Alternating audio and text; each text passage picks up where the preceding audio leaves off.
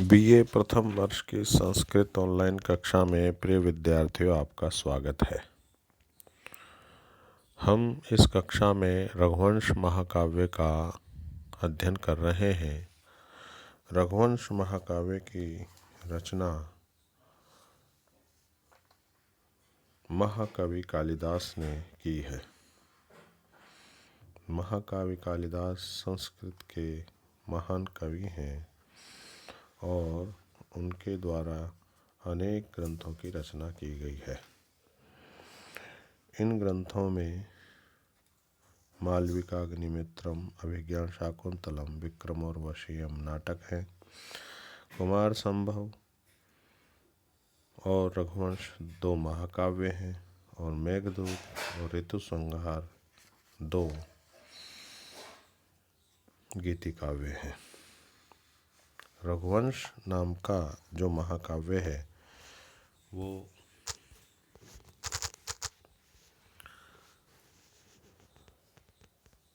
रघु शब्द रघुवंशी राजाओं का पर्याय है। रघुणाम वंश रघुवंशः अर्थात रघुवंशम अधिकृत्य कृतम महाकाव्यम रघुवंशम अर्थात वह महाकाव्य जिसमें रघुवंशी राजाओं का वर्णन किया गया है। महाकाव्य शब्द नपुंसकलिंग है, अतः रघुवंशम भी यह नपुंसकलिंग में प्रयोग हुआ है।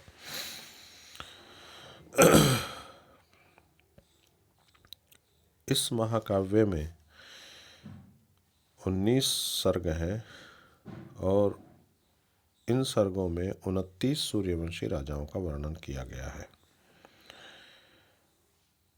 महाकवि ने प्रारंभ के श्लोक में रघुवंश की वंशतालिका एवं कथानक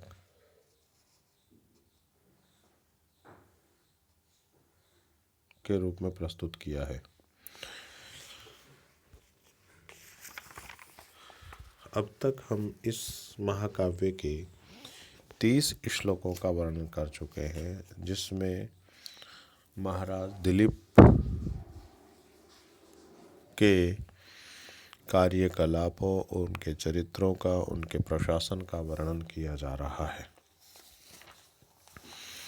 आज हम 31वें श्लोक के माध्यम से हम ये जानेंगे कि उनकी पत्नी का नाम सुदक्षिणा था और वो किस चरित्र वाली थी। अब पढ़ते हैं। तस्य दाक्षिण्य रूढ़ेन नामना मगधवंशजा पत्नी सुदक्षिण इत्यासीद अध्वरस्य इव दक्षिणा। प्रिय विद्यार्थियों, यह श्लोक 31वां श्लोक है और मैं इसको इम्पोर्टेंट इसलिए भी मानता हूँ क्योंकि इसमें महाराज दिलीप की पत्नी का नाम सुदक्षिणा कहा गया है और वह मगध वंश में उत्पन्न हुई थी। ये भी एक प्रश्न इसमें बनता है। और वह दक्षिणा नाम उसका क्यों पड़ा था, सुदक्षिणा। तो यहाँ पर कहा गया तस्य मानी वह जो राजा दिलीप है, उस राजा दिलीप की या दिलीप के मगध वंशजा यानी मगध वंश में उत्पन्न हुई ऐसी दाक्षिण्य रूढ़ेन यानी दाक्षिण्य आदि गुणों के द्वारा प्रसिद्ध, यानी जो यज्ञादि कार्य किए जाते थे, कर्मकांड किए जाते थे, उसमें दक्षिणा आदि देने के कारण से जिसका गुण प्रसिद्ध था, ऐसी जो है अध्वरस्य मानी यज्ञ की दक्षिणा एवं मानी दक्षिणा के समान या दक्षिणा नाम वाली के समान सुदक्षिणा यानी सुदक्षिणा नाम से प्रसिद्ध पत्नी मानी भार्या आसित मानी थी। तो प्रिय विद्यार्थियों, यहाँ स्पष्ट लिखा हुआ है तस्य मानी उस महाराज दिलीप के दाक्षिण्य रूढ़ेन यानी दाक्षिण्य आदि गुणों के द्वारा प्रसिद्ध नामना नाम वाली मगध वंशजा मगध वंश में उत्पन्न ऐसी पत्नी सुदक्षिणा इत्यासीत, सुदक्षिणा नाम की पत्नी थी।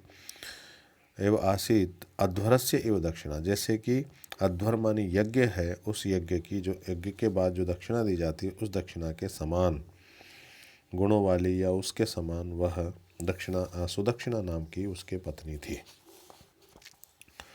तो प्रिय विद्यार्थी, यहाँ पर एक शब्द आया अध्वरस्य इव। देखिए सुदक्षिणेत्य आसीद अध्वरस्य इव, पुस्तक में आप देखेंगे तो देखिए इसको अलग अलग करेंगे। सुदक्षिणा इति आसीत अध्वरस्य इव, तो यह अध्वर शब्द आया। अध्वर षष्ठी का एक वचन अध्वरस्य, न ध्वरति इति अध्वरा, अर्थात जिसमें किसी भी प्रकार की हिंसा नहीं होती है। तो ध्वरि धातु से अच प्रत्यय करने पर अध्वर शब्द की सिद्धि होती है।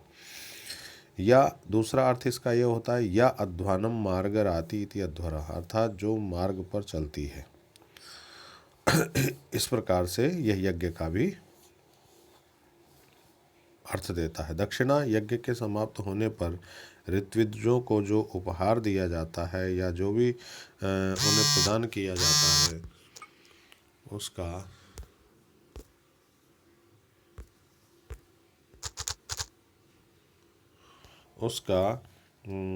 नाम दक्षिणा कहा जाता है। प्रजापति की पुत्री तथा यज्ञ की पत्नी का नाम भी दक्षिणा है। यज्ञो गंधर्वस्य तस्य दक्षिणा अप्सरस इति श्रुति। दक्षिणा यज्ञ पत्नी च दक्षिणा सर्वत्र पूजिता, इस प्रकार से कहा गया है।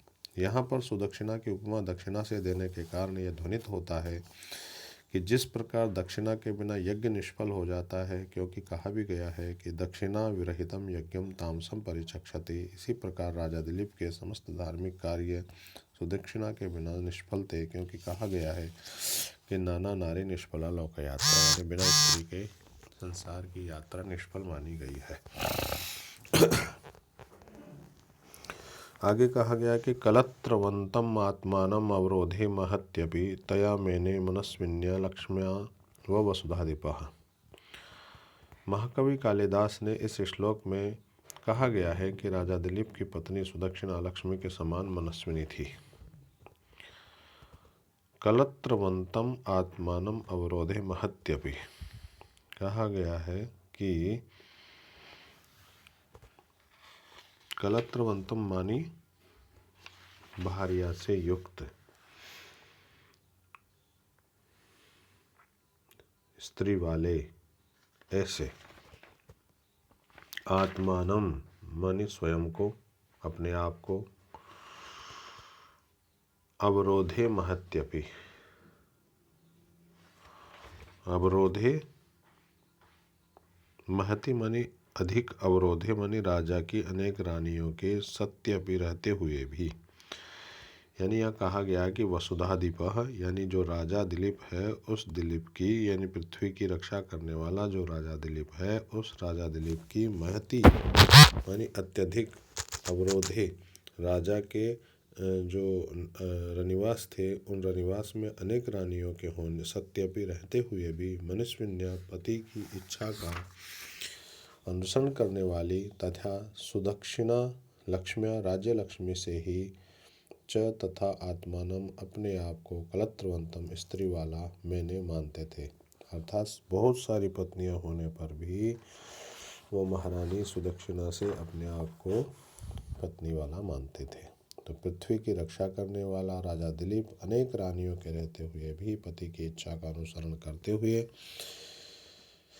अनुसरण करने वाली सुदक्षिणा तथा राज्य लक्ष्मी से ही अपने आप को स्त्री वाला मानते थे। आगे श्लोक में कहा तस्य आत्मा अनुरूपयात्मजन्म समुत्सुकः विलंबित फलई कालम स निनाय मुहुरति। इस श्लोक में महाकवि कालिदास राजा दिलीप की पुत्र प्राप्ति की इच्छा का वर्णन करते हैं।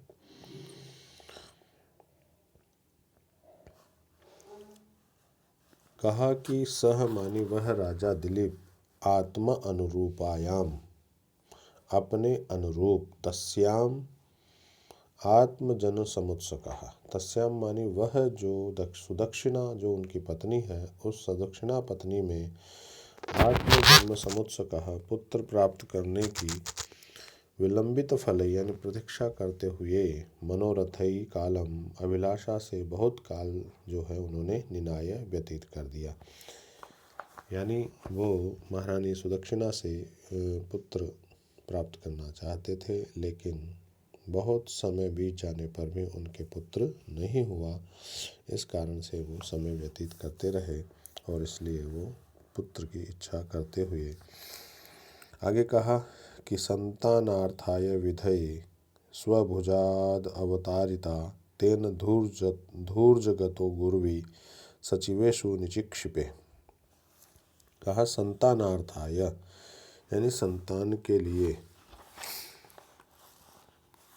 तेन माने उस राजा दिलीप ने संतानार्थ यानी पुत्र की प्राप्ति के लिए विधेय अनुष्ठान करने के लिए स्वभुजात अपनी भुजाओं से अवतारिता उतारा हुआ जगतः मानी संसार का गुरुवी मानी महान धू सचिवेशु प्रजा पालन का जो रूप राज्यभार है वो सचिवेशु मानी मंत्रियों के ऊपर निचिक्षिपे रख दिया है।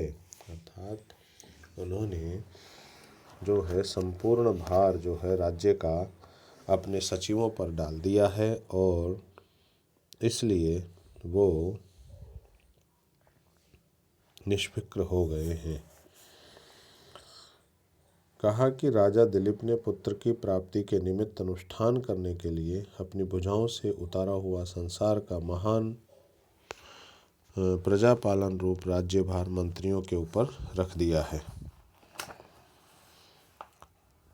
अथा अभ्यर्च्य विधातारं प्रयतौ पुत्र काम्यया तौ दंपत्ति वसिष्ठस्य गुरु जगमतुराश्रमम्। अथ माने इसके बाद में जब मंत्रियों पर भार रख दिया यानी संपूर्ण साम्राज्य का भार मंत्रियों को दे दिया या उनको सौंप दिया या उनको सौंप कर पुत्र काम्यया पुत्र की प्राप्ति से या पुत्र की प्राप्ति के लिए प्रयतौ मानी पवित्र होकर के तौ वो दोनों सुदक्षिणा और महाराज दिलीप दंपत्ति मानी पति पत्नी विधातारम मानी जो परमपिता परमात्मा है उसको अभ्यर्च अच्छी प्रकार से पूजा करके यानी उसकी आराधना करके गुरोह वसिष्ठस्य मानी गुरु जो वशिष्ठ हैं उन वशिष्ठ जी के आश्रमम जगमतु। जगमतु का अर्थ है गए यानी जो महर्षि वशिष्ठ हैं उनके आश्रम में गए। तो प्रिय विद्यार्थियों यहाँ तक आते आते पुत्र प्राप्ति के अनुष्ठान के लिए संपूर्ण साम्राज्य का भार उन्होंने अपने मंत्रियों पर डाल दिया और संपूर्ण भार को मंत्रियों पर डाल करके पवित्र होकर के दोनों पति पत्नी जगत पिता ब्रह्मा की उपासना करके वो महर्षि वशिष्ठ के आश्रम में गए, ऐसा उल्लेख यहाँ पर किया गया है। तो महाकवि कालिदास ने बहुत सुंदर वर्णन यहाँ पर दोनों का किया गया है, दिलीप का और दिलीप की पत्नी सुदक्षिणा का।